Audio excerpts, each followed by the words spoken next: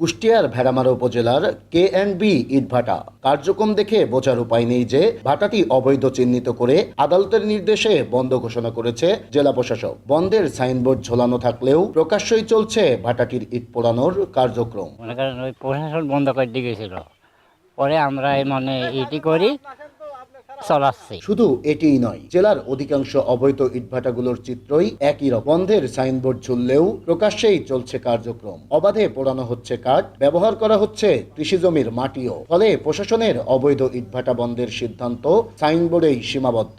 মালিক কিভাবে চলাচ্ছে সে মালিক জানে, আমরা তো জানি না। আমাদের ডাকেছে, আমরা কর্মতে আইছি। কেউ কি চায় যে হচ্ছে নিজের ক্যাশ দিয়ে ব্যবসা করি, মনে করেন যে এরকম ঝামেলা বা এগুলা করা। পরিবেশবিদ ও সচেতন নাগরিকরা বলছেন, অবৈধ ইটভাটা বন্ধে শুধু সাইনবোর্ড ঝুলিয়ে দায় সারলেই হবে না, করতে হবে নিয়মিত মনিটরিং এর ব্যবস্থাও। বিকল্প যেটা সেটা তৈরি না করে যদি এই ইটভাটা চালানো হয় তাহলে পরে তো এরকম অনিয়মের দেখাই যাবে।